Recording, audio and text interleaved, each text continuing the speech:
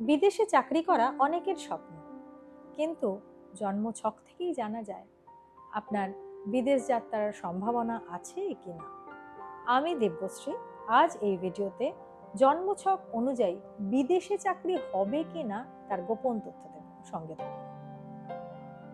যাদের কুণ্ডলিতে দ্বাদশ, নবম, দশম ঘর শক্তিশালী এবং সেখানে রাহু বা শনির পজিটিভ প্রভাব থাকে, তারা প্রায়ই বিদেশে চাকরি ক্ষেত্রে যান। এটা কিন্তু প্রথম তথ্য। দ্বিতীয়ত, বৃহস্পতি যদি নবম ঘরে থাকে আর লগ্নে যদি বৃহস্পতি শক্তিশালী থাকে, হয় নবম ঘরে অথবা লগ্নে শক্তিশালী, তাহলে বিদেশে গিয়ে সেটেল হওয়ার কিন্তু সম্ভাবনা থাকে।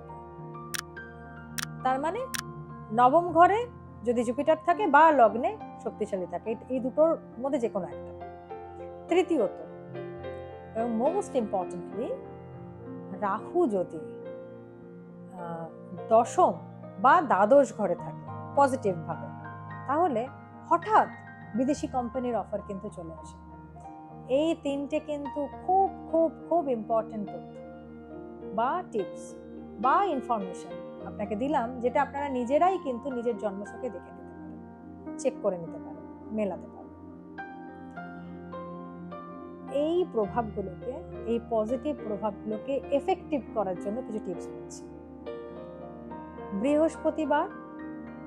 বৃহস্পতির মন্ত্র জপ করুন। বাকি দিনগুলোও করতে পারেন, কিন্তু বৃহস্পতিবারই মেনলি করবেন। বাকি দিনগুলো প্রতি বৃহস্পতিবার গরিবদের হলুদ ডাল বা জামা কাপড় বা দুটোই দান করুন। এগুলো যদি মেনে চলেন, তাহলে কিন্তু জন্মছক বা চার্ট অনেক বেশি স্ট্রং হয়ে যায়, অ্যাক্টিভেট হয়ে যায়, এফেক্টিভ হয়ে যায়। ভিডিওটি ভালো লাগলে লাইক, কমেন্ট, শেয়ার ও চ্যানেলটিকে সাবস্ক্রাইব করুন এবং পাশে থাকা বেল আইকনটি ক্লিক করুন, যাতে এরকম ভিডিও আপনার কাছে সবার আগে পৌঁছে যায়।